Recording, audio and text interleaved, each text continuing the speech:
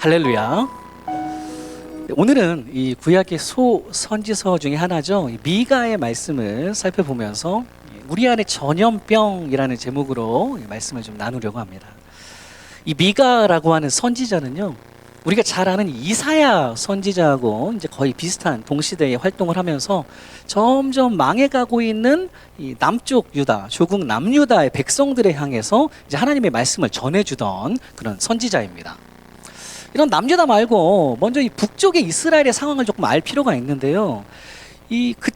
북쪽에서는 먼저 그야말로 그들 안에 뿌리 깊은 이 우상 숭배라고 하는 영적인 타락과 이 도덕적인, 또 이어지는 여러 가지 도덕적인 타락들로 말미암아서 우리 하나님께 이미 심판을 받고 있었던 이 북이스라엘의 상황이었습니다.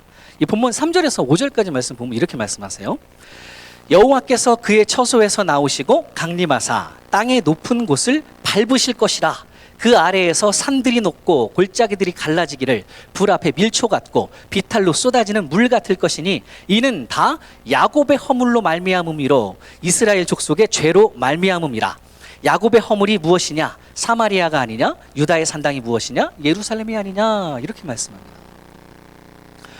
여호와께서 결국 땅의 높은 곳을 밟으실 것이다, 짓밟아 버리실 것이다 라고 말씀하시죠.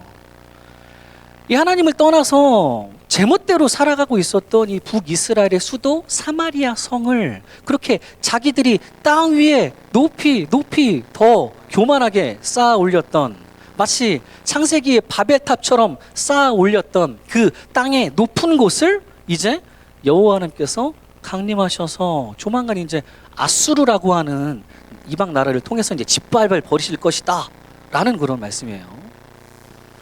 그래서 그 아래에서는요, 그간 이거는 절대 무너지지 않을 거라고 여겼었던 산조차도 다 녹아버린다 그러고요, 골짜기들도 다 갈라져 버린다, 그렇게 모든 것이 다 허물어버리고 무너질 것이다 라고 하시는데요. 그런데 여기서 이는 왜냐하면 5절에 말씀하시죠. 이 모든 것들이 다 야곱의 허물 때문이요 이스라엘 족속의 죄로 말미암음이라 라고 그렇게 말씀하고 계십니다. 그간 북이스라엘 사마리아 사람들이 하나님 보시기에 너무나도 참담하니 악행들을 계속 저지르면서 신앙적으로도 그야말로 막 나가죠. 제멋대로 그냥 교만하게 막 나가고, 또 신앙이 제멋대로이면 도덕적으로 뛰어날까요? 그러지 않습니다. 신앙이 이상해지면 도덕도 그대로 따라가는 거예요.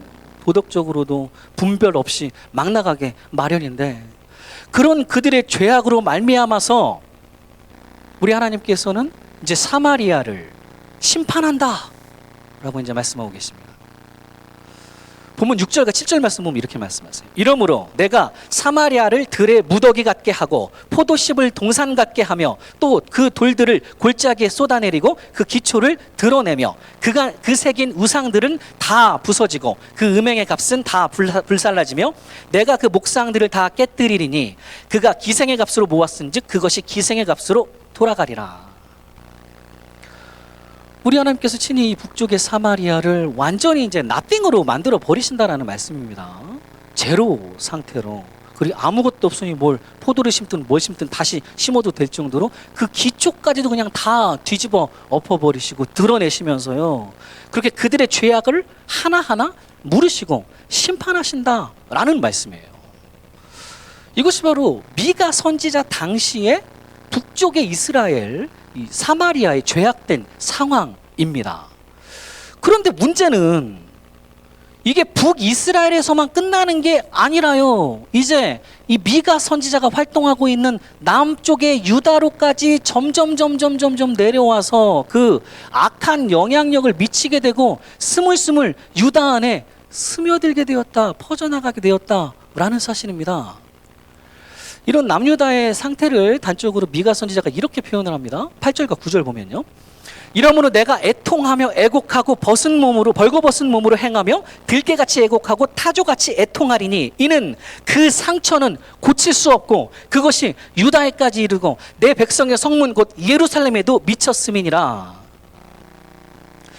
이렇게 참담한 상황 속에서 하나님의 종 미가의 처절한 절규가 8절에서 먼저 시작이 됩니다. 내가 애통하며 애곡하고 벌거벗은 몸으로 들깨같이 애곡하고 타조같이 애통한다라고 말하는데요.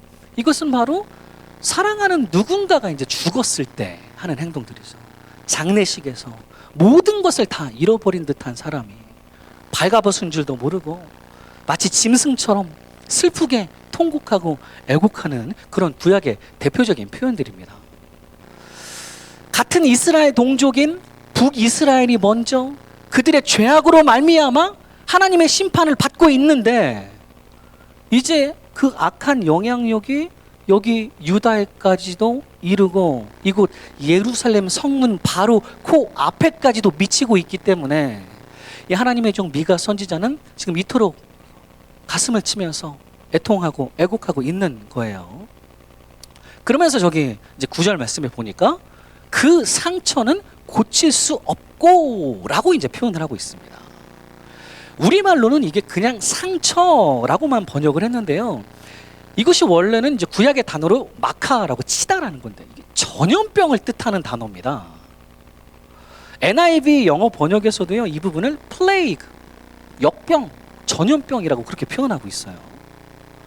그렇게 북이스라엘 사마리아에서부터 시작된 그 역병이, 그 전염병이 당최 고쳐지지를 않는 그 죄악의 전염병이 그래서 끝내는 무시무시한 하나님의 심판으로밖에는 이어질 수밖에 없는 그 불신앙의 전염병이 점점 더 악한 영향력을 끼쳐 내려오다가 그만 이제 여기 남유다에서까지도 하나님께 예배드린다는 곳인 예루살렘 문턱 앞까지도 바로 이어지게 되었다라는 안타까운 사실입니다. 요즘같이 우리가 전염병에 대해서 굉장히 이제 익숙하죠. 코로나 바이러스라고 하는 이 전염병을 우리가 실제 겪으면서 저는 걸렸다가 다시 낫기도 했는데요.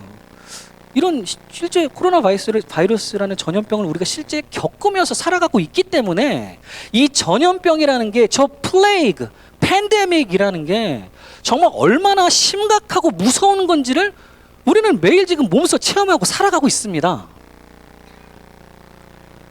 우리 육신의 전염병이라는 것도 이렇게나 오랫동안 이거 언제 끊어지는지 모르겠는데 하여튼 이렇게나 질질 오랫동안 끌어가면서 온 땅에 심하게 퍼져서 사람들을 아프게도 하고 심지어는 많이 죽게도 만들고 있는데 하물며 우리의 영적인 전염병이라는 것은요, 이거는 쉽게 드러나지 않을 뿐이지 그보다 훨씬 더 심하면 심했지 결코 덜하지는 않다라는 말씀입니다.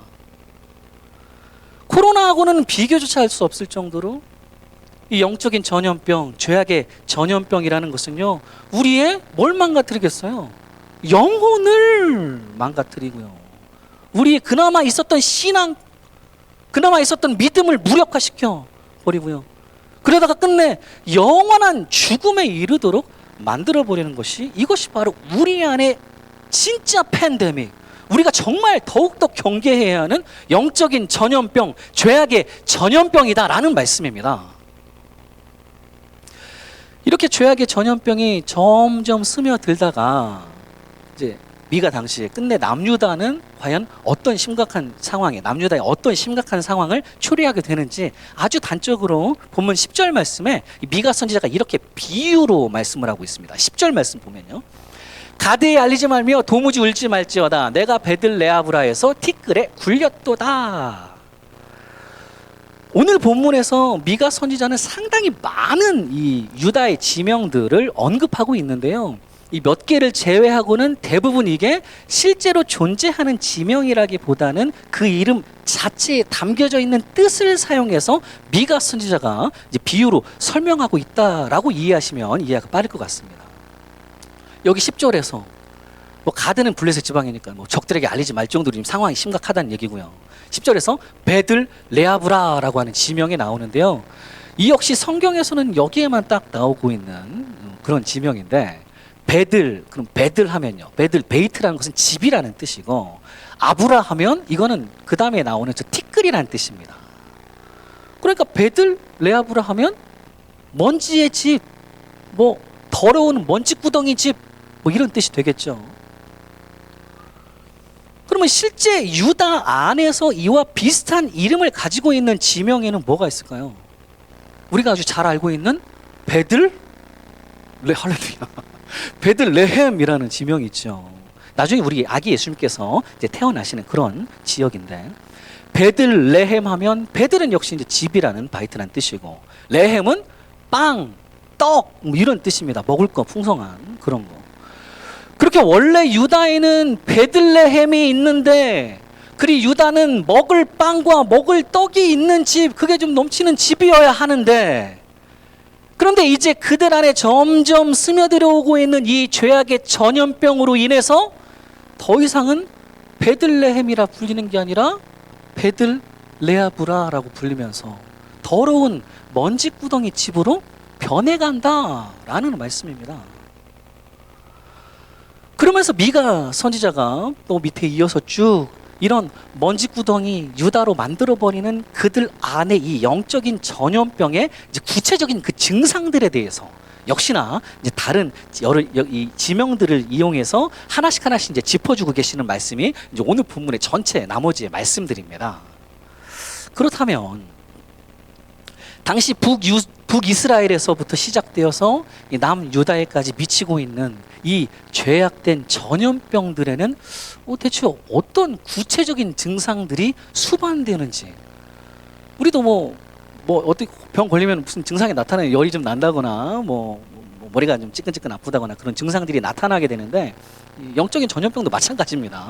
이 죄악인 전염병에는 어떤 증상들이 수반되는지 함께 살펴보면서 지금 이 시대의 이스라엘이라고 불리는, 하나님의 자녀라 불리는 우리 그리스도인들 안에도, 우리 안에도 행여 이런 전염병의 증상들이 존재하지 않는지 한번 나 자신을 돌아보시면서 오직 우리 하나님의 말씀으로만 치유되시는 그런 놀라운 회복을 늘 사모해 나가시는 저와 여러분 모두가 되시기를 간절히 축원합니다.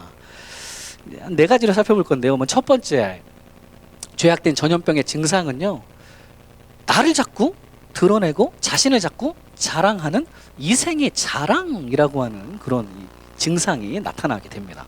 11절 말씀을 보면요, 사빌주민아 너는 벗은 몸에 수치를 무릅쓰고 나갈지어다. 사안한 주민은 나오지 못하고 베렛을 애곡하여 너희에게 의지할 곳이 없게 하리라.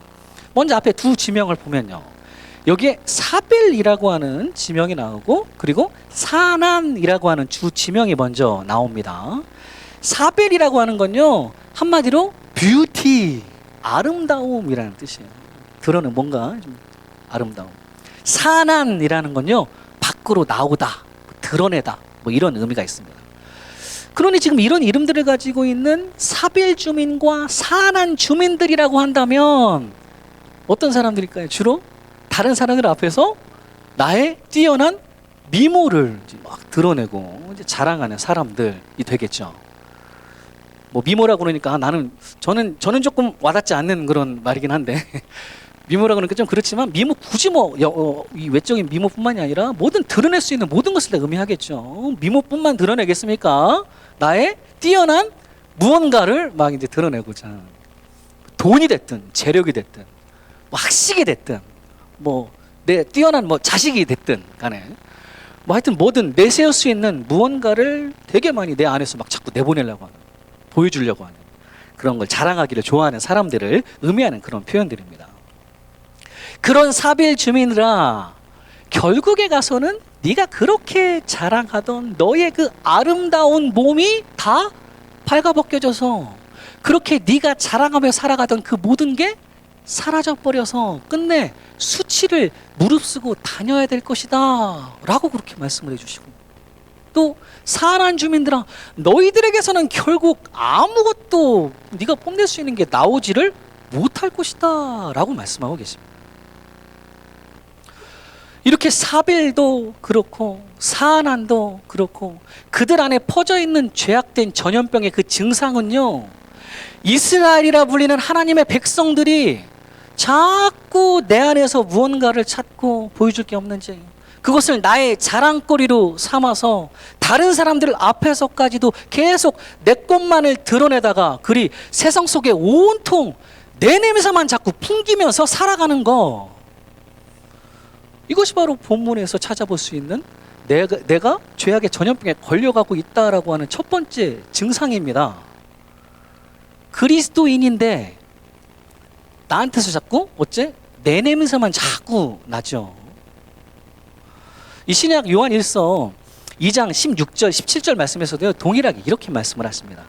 이는 세상에 있는 모든 것이 육신의 정욕과 안목의 정욕과 이생의 자랑이니 다 아버지께로부터 온 것이 아니요 세상으로부터 온 것이라. 이 세상도 그 정욕도 지나가되 오직 하나님의 뜻을 행하는 자는 영원히 거하느니라 라고 말씀하십니다. 내 육신의 아름다움이 되었든 내 보기에 내세울 만한 자랑할 만한 그 무언가가 되었든 이 이생의 자랑이란 것들 중에서는요, 사실 그 어떤 것도 하나님 아버지께로부터 온 것이 단 하나가 없다라고 말씀하십니다. 그러니 우리가 만약 그렇게 이생의 자랑으로만 살아가다 보면요, 결국 오늘 본문의 사벨 주민처럼 끝내 벌거벗겨진 나의 몸으로 수치를 당하게 될 게 뻔하고요. 또 사안한 주민처럼 내 안에서 나올 것이 이제는 아무것도 없어지는, 끝내 다 바닥나는 그런 삶으로 전락할 수밖에 없다라는 사실입니다. 그렇다면 우리가 진정 자랑해야 할 것은 뭡니까? 내 안에 아무리 숨겨도 결코 숨겨지지를 않고 늘 풍겨 나와야 되는 냄새는 대체 어떤 냄새입니까? 누구의 냄새이어야 할까요? 사도 바울이 갈라디아서 6장 14절에 이렇게 고백을 하고 있죠. 그러나 내게는 우리 주 예수 그리스도의 십자가 외에 결코 자랑할 것이 없으니 그리스도로 말미암아 세상이 나를 대하여 십자가에 못 박히고 내가 또한 세상을 대하여 그러하니라. 이렇게 말씀합니다. 그리스도인이라면, 이스라엘이라 불리는 하나님의 자녀라고 한다면 우리가 자랑해야 할 유일한 이름은 내 이름 아니죠. 내 이름이 왜 자랑해야 됩니까? 나를 살려주신 분이 따로 계시는데. 오직 예수 그리스도 한 분밖에는, 그분의 십자가밖에는 우리가 자랑할 이름이 단 하나가 없는 줄로 믿습니다.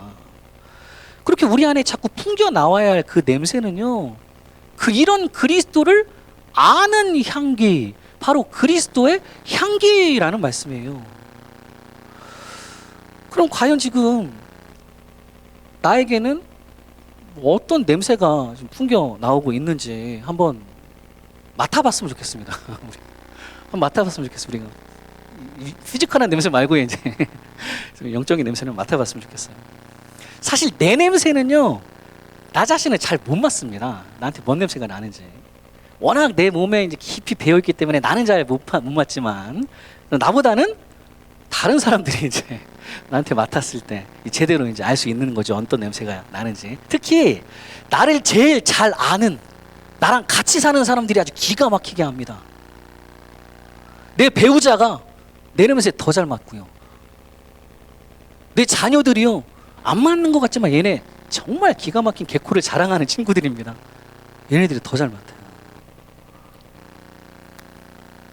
내가 이 생의 자랑으로 지금까지 살아오고 그렇게 내 냄새 풍기면서 살아가고 있었는지, 아니면 좀 힘들고 어려워도 어떻게든 말씀 꼭 붙잡고 그리스도를 조금이라도 좀 더 알아가는, 그리스도를 조금이라도 좀 더 닮아가려는 그런 향기를 내뿜으려고 애써가는 사람인지, 이 아이들이 더 잘 알죠. 바라기는 내 안에 흘러나오는 향기가 결코 내 냄새 아니라요. 내 이름 드러내며 살아가는 내 자랑 아니라 오직 우리 예수님 한 분만을 자랑하고 드러내면서 점점 더 그리스도를 알아가는 향내를 뿜어낼 줄 아는, 그래서 맡겨주신 이들이, 우리의 자녀들이 그 향내를 맡고 자기들도 그게 너무 좋아서 주께로 돌이키게 되는 진정한 그리스도인들이 저 여러분 모두가 되시기를 간절히 축원합니다. 이렇게 이생의 자랑, 세상 냄새, 내 냄새가 난다라는 게 이제 영적 전염병의 증상 하나고요. 그리고 또 하나, 이 죄악된 전염병의 증상은요, 하나님과 세상 사이를 왔다 갔다 갈등하다가 결국에는 세상 것들을 조금 더 의지하려는 경향이 있다라는 증상이 있습니다. 11절 말씀 다시 보면 이렇죠. 앞에 쭉 나오고 맨 마지막 벳에셀이 애곡하여 너희에게 의지할 곳이 없게 하리라 라고 얘기합니다. 이 벳에셀이 애곡한다라는데 삶이 힘들어 죽겠다고 애통하고 애곡하고 있다는데 어찌 의지할 곳이 하나님이 아니라 다른 무언가다라는 말씀이죠. 그래서 우리 하나님께서는 그들에게 의지할 곳이 없게 만들어버리겠다라고 이제 말씀을 하십니다. 여기 의지할 곳이라는 것을 직역을 하면요, 그 위에 서 있는 곳, 스탠딩 포인트라는 뜻입니다. 그러니까 지금 이들이 서 있다라고 하는 그 자리가 하나님이라는 반석 위가 아니라는 거죠. 다른 거 something else 위에 지금 여적 서 있으면서 그 위에 잔뜩 여기다가만 뭔가를 쌓아 올려놓고 살아가는 것, 그것들 의지하면서 살아가고 있는 저 벳에셀 사람들이다라는 말씀입니다. 분명 하나님의 백성이라 불리는 사람들인데 하나님의 자녀들이라고, 그래서 이름을 이스라엘이라고 지어줬죠. 이스라엘 뜻이 뭡니까? 내가 너를 도저히 못 이기겠다, 내 사랑하는 아들아, 내 딸아라고 하는 이런 귀한 의미의 자녀된 이름을 하나님께서 친히 불러주셨는데도 불구하고 어제 지금 이들이 계속 서 있다라고 하는 그 자리, 그 반석이라는 게 하나님이라는 반석이가 아니라 다른 것을 반석 삼아 서면서 그거 의지하고 그 위에 뭔가를 쌓아 올리려고 막 바둥바둥 살아가고 있었다라는 사실입니다. 그러면서 이들이 대체 무엇을 반석으로 삼고 있었는지 13절에 보니까요, 좀 더 구체적으로 이렇게 표현하고 있습니다. 라기스 줌이나 너는 준마의 병거를 메울지어다. 라기스는 딸 시온의 죄의 근본이니 이는 이스라엘의 허물이 너에게서 보였음이라.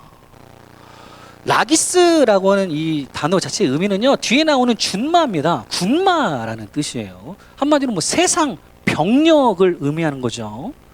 그렇게 이름은 그대로 이 라기스 사람들이 지금까지 초점을 맞추면서 그거 의지하면서 그 반석 위에 살아왔다라는 것이 바로 하나님이 아니라 그죠? 군대의 병거, 세상의 권력, 세상의 힘 위에서 지금 살아왔고 있었다라는 말씀입니다. 그래서 그래, 너는 그렇게 계속 너의 준마에 병거나 메우면서 살아가라 라고 하시면서요, 그들의 이런 죄악된 증상에 대해서 이것이 바로 딸 시온 이스라엘의 죄, 그들 죄의 근본이다, 그 시작이라는 뜻인데요. 시작이다, 죄의 시작이다 라고까지 아주 강하게 말씀하고 계십니다.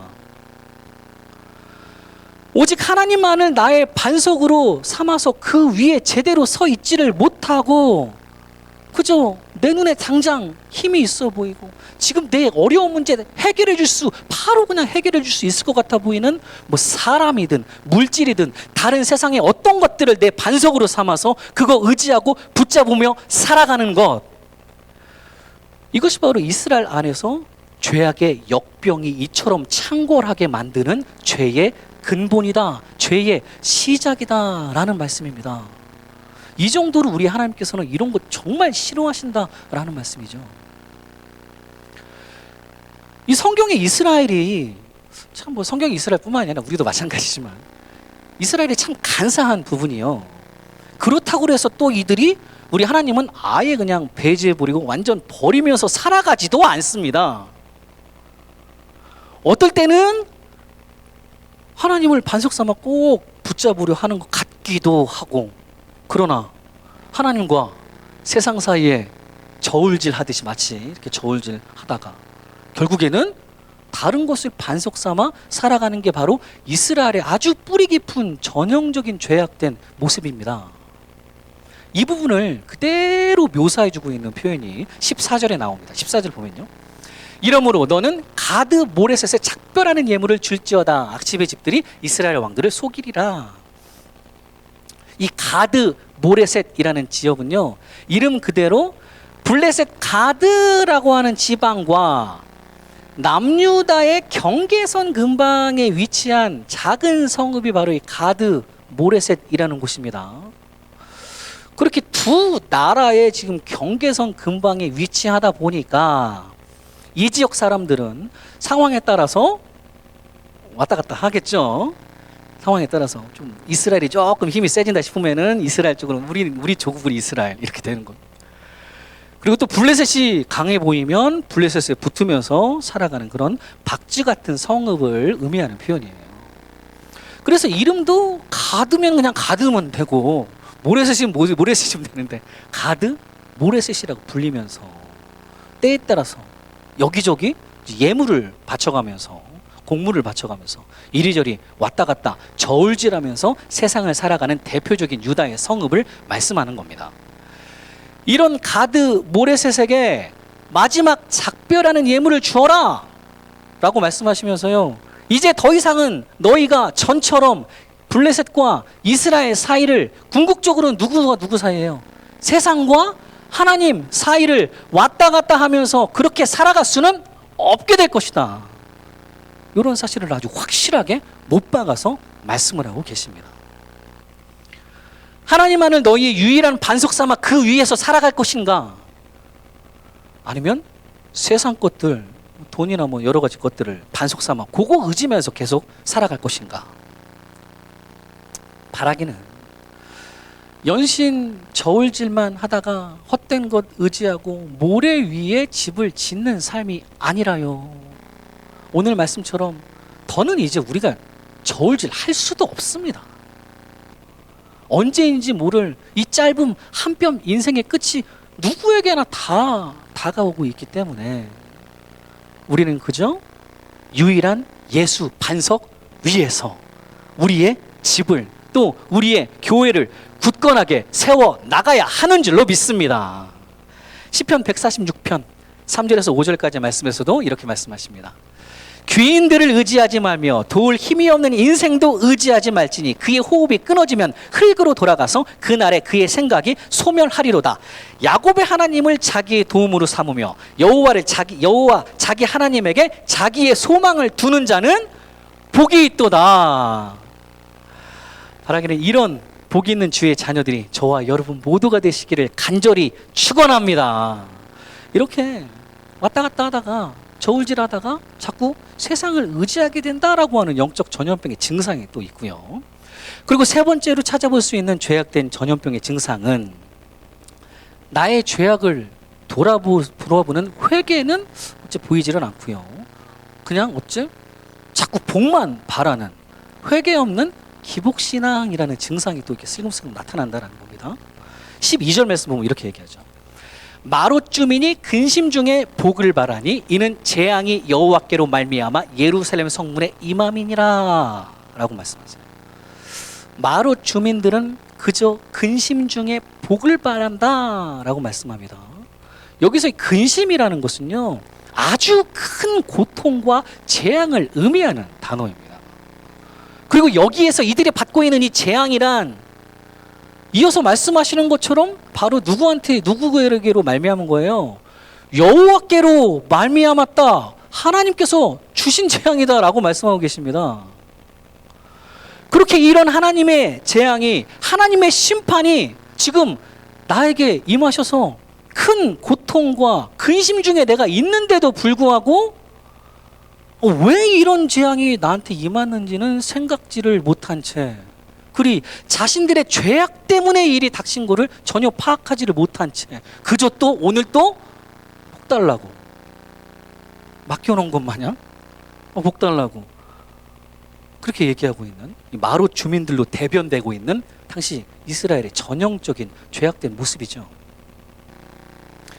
하나님께 우리가 복을 바라는 것을 가리켜서 이제 우리는 기복신앙, 복을 바란다, 기복신앙이라고 부릅니다. 우리는 하나님의 자녀들이 맞기 때문에요. 당연히 오직 우리 하나님께 엎드려서 귀한 복을 간절히 간구하고 구하고 바라는 것 자체는 전혀 문제가 되지 않습니다. 그러나 여기서 문제는 뭡니까? 문제는 바로 본인들 안에 있던 죄악 때문에 지금 하나님의 재앙이 임하고 있는데도 불구하고, 그렇게 하나님께 책망을 받고 징계를 받고 있는데도 불구하고 여전히 나의 죄악 때문은 볼 수가 없습니다. 여전히 나 자신은 돌아보지를 못하고 나의 악행에 대해서는, 내 죄악에 대해서는 전혀 회개를 하지 못하면서 오늘 또 복만 달라고 간구하고 있는 참으로 안타까운 이들의 회개 없는 기복신앙이 정말 큰 문제이다라는 말씀입니다. 지난주에 우리 송 목사님께서도 전해주셨던 것처럼 우리 안에 문제가 터지면 누구 탓? 설교를 안 들으신 것 같은데 우리 안에 문제가 터지면 누굴 먼저 돌아봐야 됩니까? 내가 병이죠. 내가 어디다가 병입니까? 내가 병이죠. 내 탓, 뭐 자꾸 막 네 탓, 뭐 제 탓, 그러다 어디까지 갑니까? 하나님 탓으로 가는 거죠. 하나님 탓만 하다가 그렇게 내 죄악은 전혀 돌아보지 못하고 내가 병인데 이거 인정하지를 못한 채 내가 죄 없는, 나는 그냥 죄가 하나도 없는 피해자 마냥 여기면서 그저 복을 달라고 또 손만 벌리고 있는 것, 이것이 바로 회개가 없는 기복신앙이라고 하는 바로 영적인 전염병의 대표 증상입니다.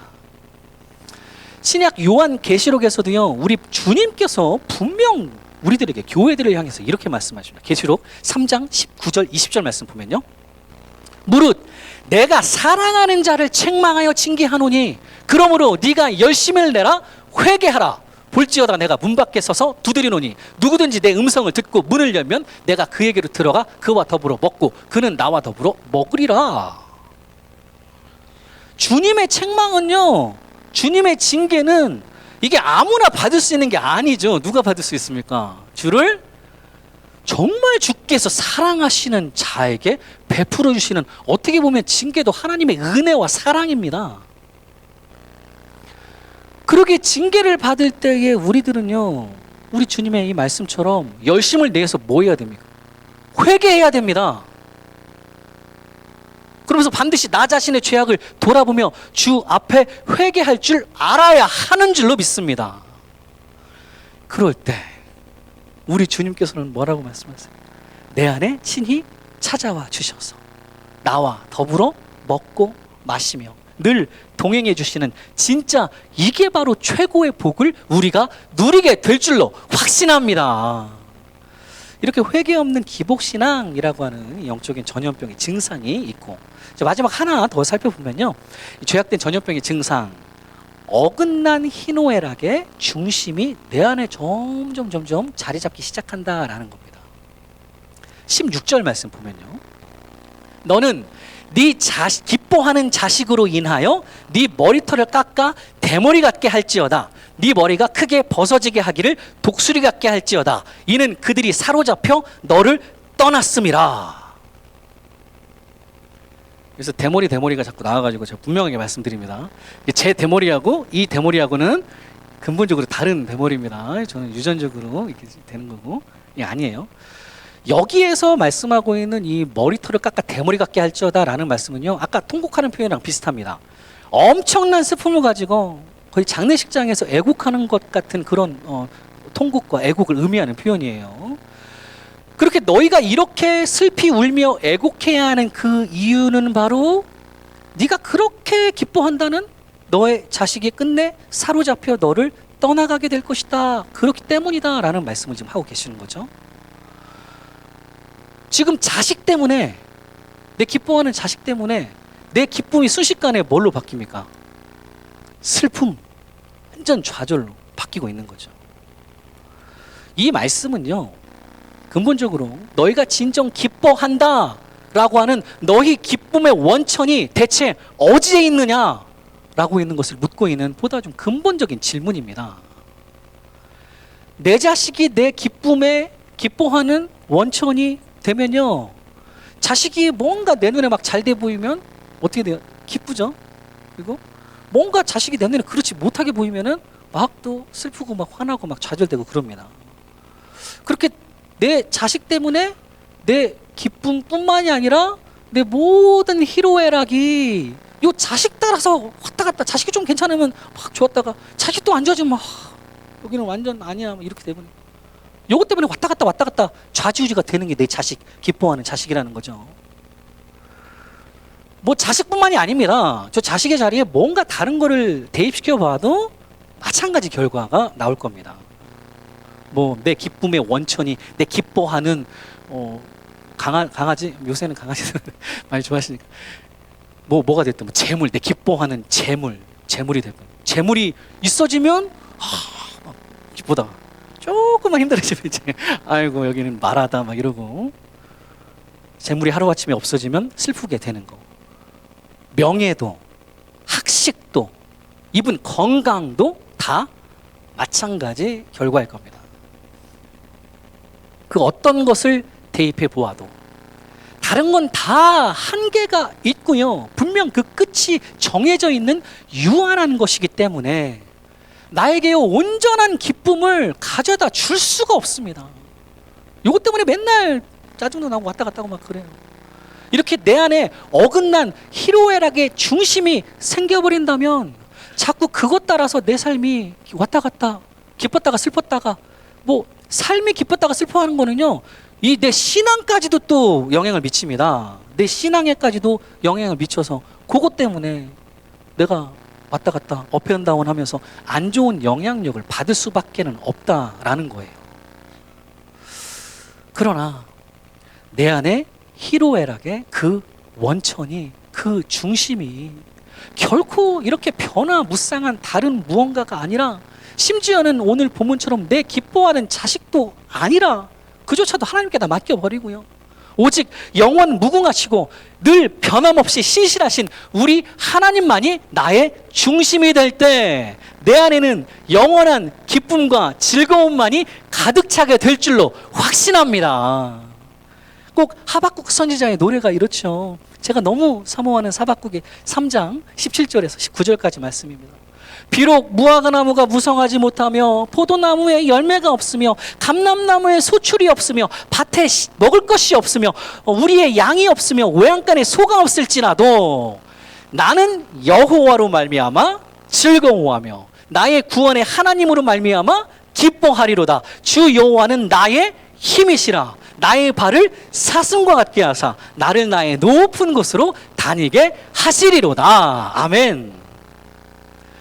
다른 무언가가 좀 무성하지를 못해도, 재물이 좀 모자라도, 자녀가 좀 부실해도, 건강이 많이 부족해도 내 기쁨의 원천은 오직 여호와 하나님 한 분밖에는 없기 때문에 우리 주 여호와께서 늘 나의 힘이 되어 주셔서 사슴처럼 연약한 나를 높은 곳으로 친히 인도해 주시기 때문에 오늘 또 나는 여호와로 말미암아 즐거워하며 나의 구원의 하나님으로 말미암아 기뻐하리로다. 바로 이 믿음의 노래가 저와 여러분 모두의 기쁨의 찬양이 되시기를 간절히 축원합니다.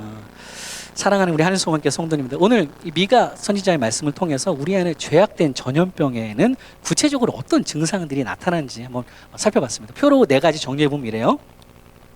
첫 번째 죄악된 전염병의 증상은 이생의 자랑이죠. 그런 이생의 자랑이 아니라 우리는 그리스도를 자랑하며 예수의 향기를 내야 된다라는 거. 그리고 두 번째는 세상을 자꾸 의지하는 거죠. 그냥 세상으로 가는 거 아니라고 그랬습니다. 저울질하다 자꾸 가요, 그쪽으로. 저울질하다 세상 의지하지 말고 오직 예수 반석 위에 굳건하게 서라. 그리고 세 번째는 회개 없는 기복신앙이라는 증상이 나타나죠. 문제 앞에서 나를 한번 돌아볼 줄 알아야 되는데 나를 돌아보지 못하고 복만 바라는 그런 기복신앙 아니라 주님의 말씀 그대로 우리는 열심을 내라, 회개하라 하는 거. 그리고 마지막 4번째는 어긋난 희로애락의 중심이 생겨버립니다. 유일한 곳에 내 중심을 두다가 흔들리지 말고, 그것 때문에 좌지우지 되지 말고, 그것 때문에 내 신앙까지도 영향을 받지 말고 오직 영원하신 하나님 중심으로 그 반석 위에 기쁘게 살아내라. 아무쪼록 우리 안에도 크고 작게 존재할 수 있는 이 죄악된 전염병의 증상들을 이제 다 그리스도의 십자가 앞에 묻어버리고 그야말로 영육간에 강건하게 튼튼하게 기쁨으로 오늘을 살아내시는 저와 여러분 모두가 되시기를 간절히 축원합니다.